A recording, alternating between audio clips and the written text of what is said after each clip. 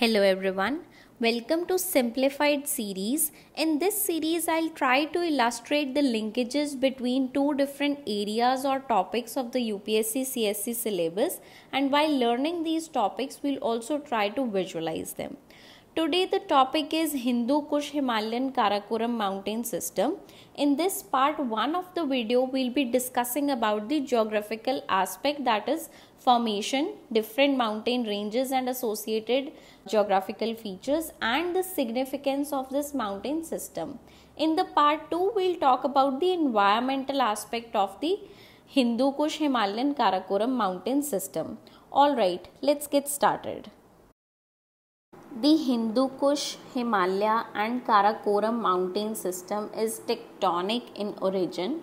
It is a result of collision and subduction of the Indian plate below the Eurasian plate. Now, to trace the history or give you a context of what I am saying is, the whole landmass, the continents we see today were joined and they were called Pangaea, right? Different geologists have studied this. This Pangaea broke into two parts. One was called Laurasia and the another was the Gondwana. And out of this Gondwana, the Indian plate got separated. Now, earlier at this point, we had the Tethys Sea, right?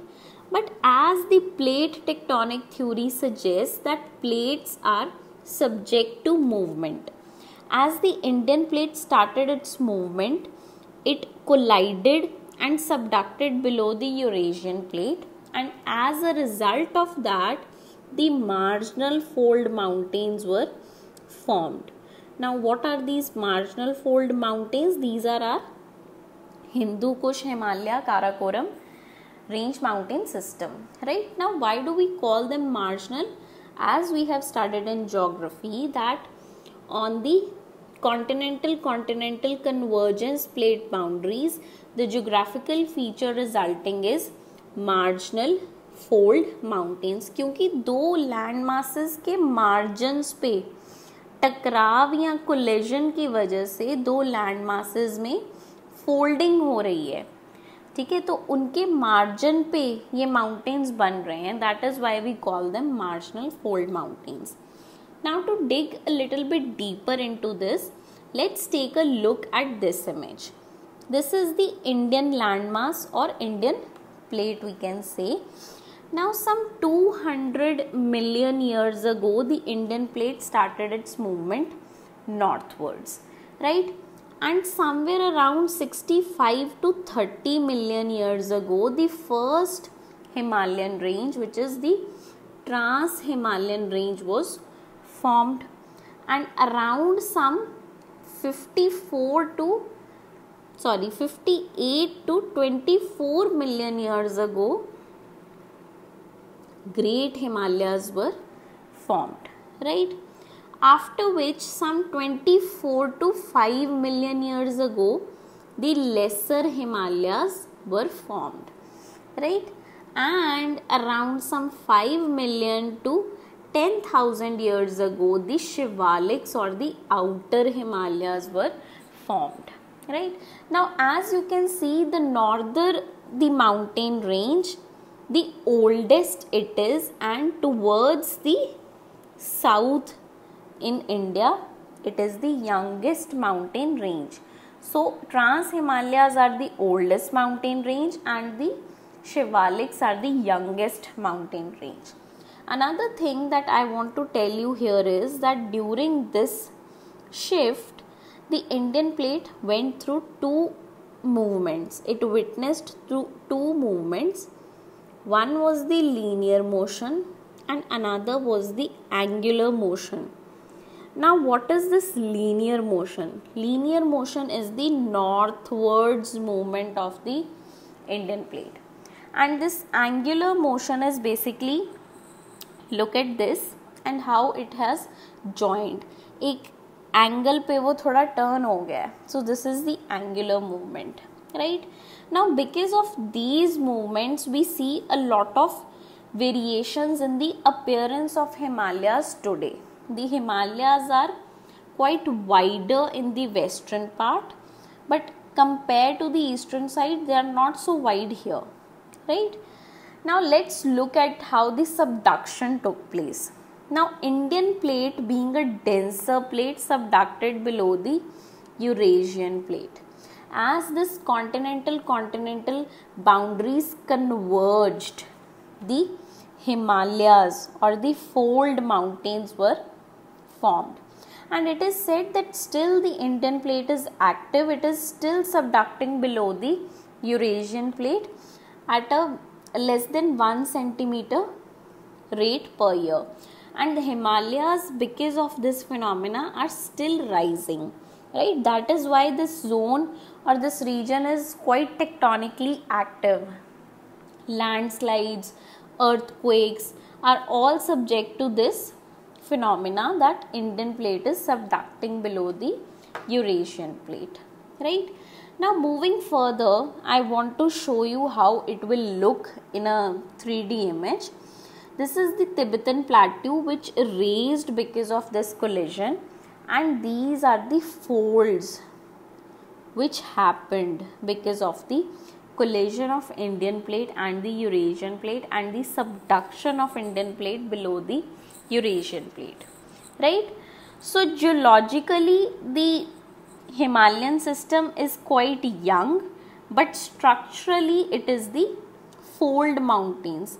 Young क्यों है? क्योंकि उम्र में सबसे छोटी हैं हिमालयाज. सबसे पुराना कौन है? Peninsular block. अगर हम फिजियोग्राफिक फीचर्स ऑफ इंडिया की बात करें तो peninsular block is the oldest block. Now to put things into perspective, अभी जो मैंने समझाया about the formation of Himalayas, सबसे पहले था पेंजिया से लोरेशिया और गोंडवाना 2 पार्ट्स ब्रेक हुए. गोंडवाना से सेपरेट हुई इंडियन प्लेट. अब जैसा कि प्लेट टेक्टोनिक थ्योरी ने बताया कि प्लेट्स मूव करती हैं, तो इंडियन प्लेट ने अपनी नॉर्थवर्ड्स जो है मूवमेंट करी और वो कोलाइड कर गई और सबडक्ट कर गई below the Eurasian plate, right? Because of this process what happened was the marginal fold mountains बन गए, जिनको हम Hindu Kush, Karakoram and Himalayan mountain system बोलते हैं. जियोलॉजिकली ये वाला जो माउंटेन सिस्टम है वो बहुत यंग है और स्ट्रक्चरली ये एक फोल्डिंग माउंटेन सिस्टम है जो कि वीक है, फ्लेक्सिबल है और यंग है नेचर में, right? Now talking about different ranges in this mountain system, the first or the oldest system or the oldest range that formed due to this subduction was the Trans Himalayas. ठीक है जी.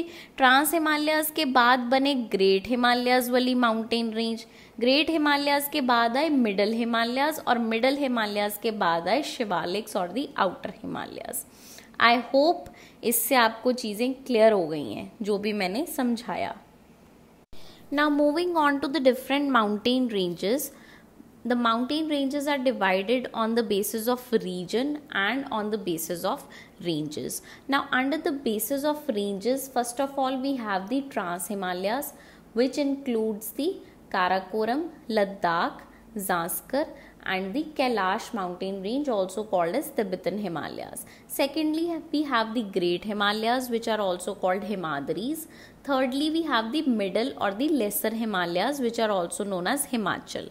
Lastly, we have the outer or the Shivaliks. Under region, the first is the Kashmir or the northwestern Himalayas. Secondly, Himachal and Uttarakhand Himalayas. Thirdly, the Darjeeling and the Sikkim Himalayas. Fourth are the Arunachal Pradesh Himalayas, and last are the eastern Himalayas. Now let's take a look at this picture. This is just a screenshot that I have taken in satellite view. Now this over here is the Pamir knot. You can say that all these mountain ranges converge at this point, right? This over here is the Karakoram range. This range is the Karakoram range. This range going towards the Afghanistan is the Hindu Kush range. The range going towards China is the Kunlun Shan mountain range. This range forming a natural border between China and the Central Asian republics. Also extending towards these regions is the Tian Shan range, right? And this range going towards this side is the Great Himalayas, and there's also one range here forming a natural border between Afghanistan and Pakistan. Our NCERT names it as Suleiman, but it is known with different names in the different provinces of Pakistan, right? Now it will become more clear in this image right here. Now look at this. This is the Pamirs. These are the Karakorams. This is the Hindu Kush. This is the Kunlun Mountains. This is the Tian Shan. These are the Great Himalayas. Here we have the Suleiman range and the different names of the this mountain range in this Pakistan. Now let's take a look at this Himalayan range. We'll first talk about the ranges and associated geographical features, और फिर उसके बाद हम region wise भी कर लेंगे, right? Now first of all, this right here, the Karakoram, Ladakh, Zanskar and Kailash ranges are trans-Himalayan ranges. As I have already told you, it is the oldest and the first formed Himalayan range, right? Now this range, the Karakoram range, has the largest number of glaciers. अगर दुनिया में, if anywhere in the world, a largest amount of ice is found outside the polar region, it is in this Hindu Kush Himalayan Karakoram mountain system. As you can already see, here we have the Siachen glacier, right? Now these ranges are also called the Tibetan Himalayas. The average elevation here is somewhere around 3000 meters. The width is 40 kilometers and the length is 1000 kilometers, right? Now one more important thing that you can see here, that यहाँ से Indus निकल रही है मानसरोवर से, and it is draining this area, right? And these are the tributaries of Indus. This is Shyok, and Nubra joins Shyok, and then Shyok joins Indus, and this side we have the Zanskar river, right? And these two, the Pangong Tso and the Tso Moriri, these two are actually the salt water lakes in this region, right? यहीं पे Pangong Tso पे ही last year India China clash हुआ था, right?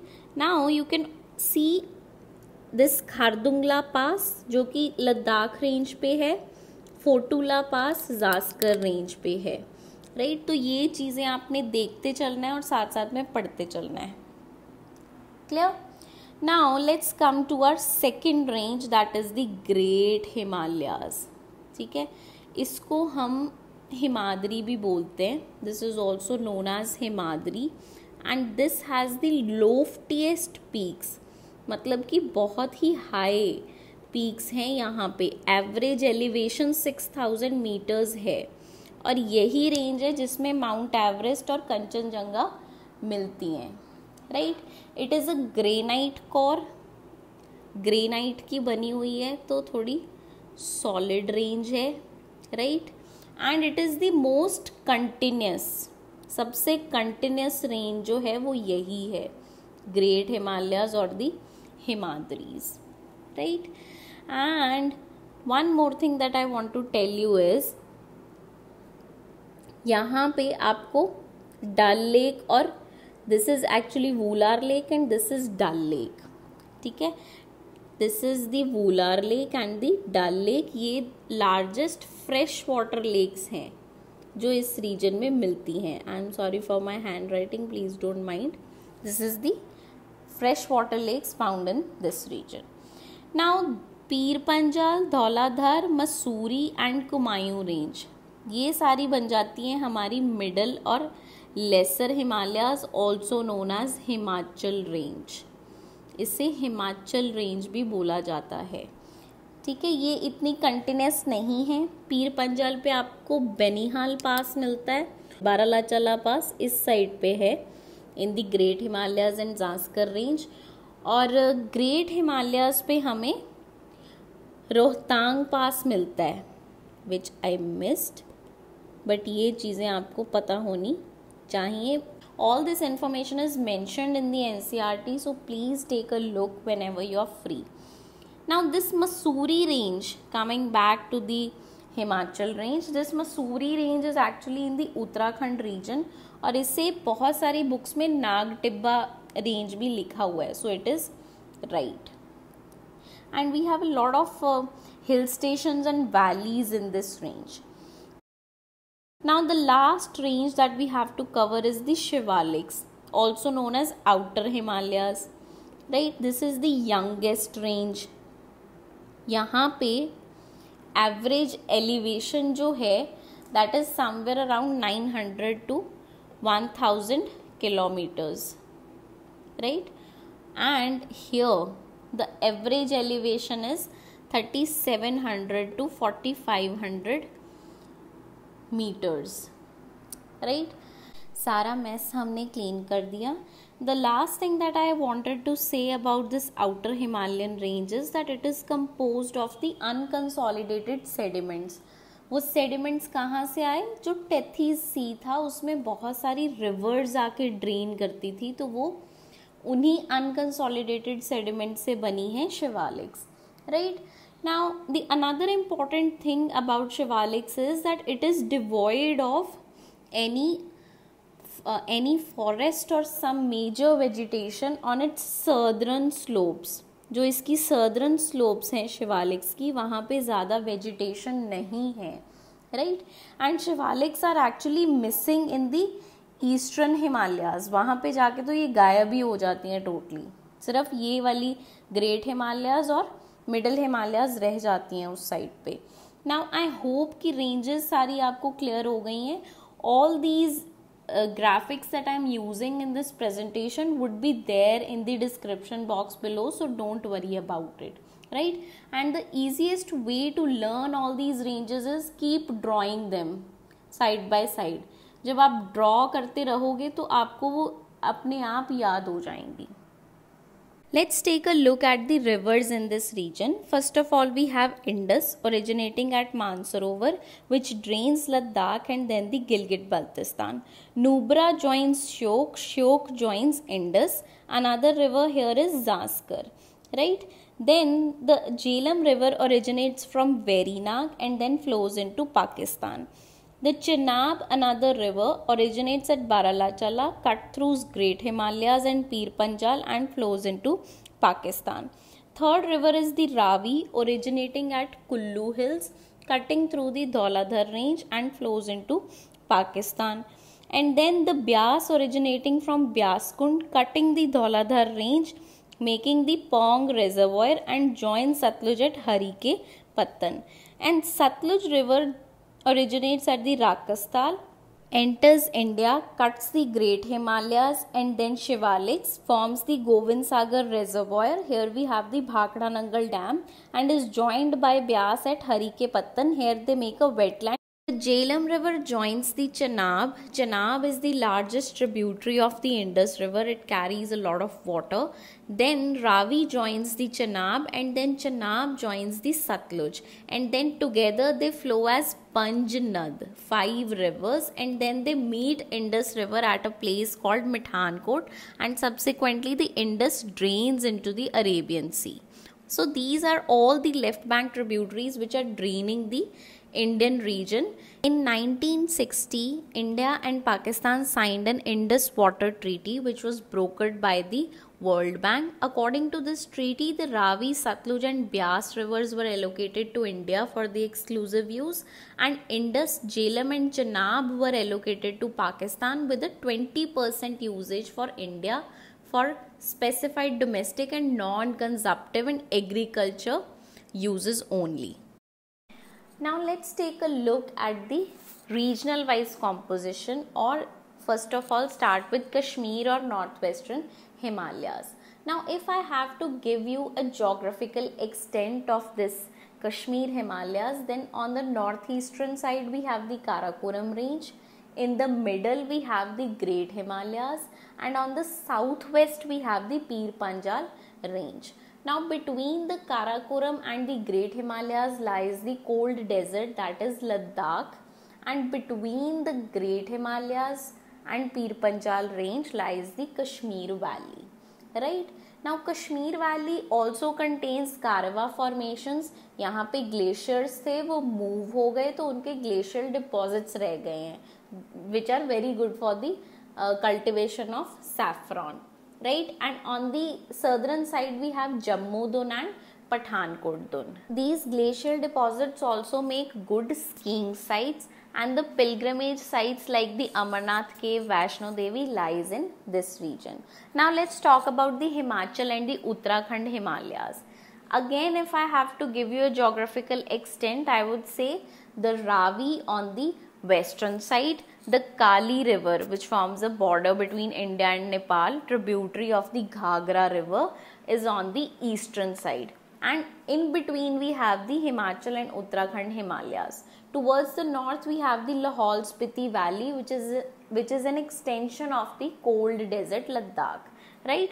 And towards the south we have the Chandigarh Kalka Dun, the largest dun, that is Dehradun, and then various other duns, right? Now the Great Himalayas are inhabited by the Bhotias, which is a nomadic group, and they migrate to the upper reaches of the Himalayas called Bogyals, which are summer grasslands. Now moving on to the Darjeeling and the Sikkim Himalayas. On the western side we have the Nepal Himalayas, and on the eastern side we have the Bhutan Himalayas. In between we have this region of Darjeeling and the Sikkim Himalayas. The prominent feature of this region is the fast flowing rivers, for example Teesta, the high peaks, that is Kanchenjunga, and the deep valleys which are inhabited by the Lepcha tribe, right? Now these southern slopes of the Darjeeling Himalayas, here lot of Nepalis, Bengalis and tribes from central India live. The slopes are moderate. Here we have a thick soil cover with high organic content and well distributed rainfall throughout the year with mild winters. This is the reasons why Britishers introduced tea plantations over here. The Shivalik formations are absent here, but the Dwar formations are present, and the flora and fauna is very rich in this part of Himalayas. Moving on to the Arunachal Himalayas, they extend from the east of Bhutan till the Dipu Pass. These are dissected by the fast flowing rivers and they form deep gorges. The important peaks in this region are Namcha Barwa, Kangtu, and the important rivers here are Kameng, Subhansiri, Dihang, Dibang, Lohit. All these rivers are actually the right bank tributaries of the Brahmaputra. These rivers are perennial and they have high rate of fall, thus having the highest hydroelectric power potential in the country. Now, numerous ethnic tribal communities inhabit this area. For example, Mompa, Abor, Mishmi, Naishi, Nagas, all these tribes actually practice the jhoming or the shifting cultivation in this region. Lastly, we have the eastern Himalayas, also known as Purvanchal Himalayas. These Himalayas are arranged from north to south direction and they are known by their local names. First we have the Patkai, then the Naga Hills, Manipur Hills and the Mizo Hills, also known as Lushai Hills. They are named after the tribes inhabiting these hills, right? Then we have a Barak river in this region, which is very important.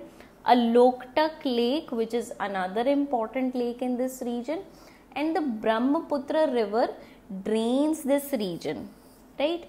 The Brahmaputra also forms a Majoli island in this region. Now, as we are looking at the map of this northeastern region, I would say you please take a look at the above Arunachal and the Sikkim Himalayas as well. I have mentioned in this slide. The one last thing that I forgot to mention was the syntaxial bends of Himalayas. Himalayas western side को मुड़ रही हैं from the Nanga पर्वत and the eastern bend is from the Namcha Barwa, और यही नमछा बरवा से Brahmaputra enter कर जाता है towards northeastern India. Now lastly, let's discuss the significance of Hindu Kush, Himalaya and Karakoram mountain system. The HKH spans 2400 kilometers across the South Asia, and it is said that it comprises the largest volume of ice outside the polar region. As you can see, a lot of ice covered glaciers in this region. Now these glaciers provide melt water during dry seasons and store water during the excess rainfall seasons, and this glacial melt also feeds the Indus, Ganges and Brahmaputra river. Over 1.9 billion people depend on the Hindu Kush, Karakoram and Himalayan mountain system, and millions in downstream areas of these river systems. And South Asian countries depend on this mountain system for the agriculture, energy and water needs. It is also source of Asia's 10 largest rivers, as it is evident in this image that you are seeing. A lot of rivers are present in this region. For example, Mekong, Irrawaddy, Salween, then Yangtze, Yellow River in the Chinese side, Tarim and Ammu Darya in the Central Asian republics, and Indus, Ganges and Brahmaputra towards the Indian landmass. Now, as evident that these rivers are fast flowing rivers, so they have a lot of hydropower potential which these countries depend on for. So protecting this system, protecting these glaciers are very important for us, for these many people depending upon this system for various needs. And with that, it's a wrap for this video. Do let me know in the comment section below what do you think of this video, and I'll see you in the next time. Till then, take care and keep learning.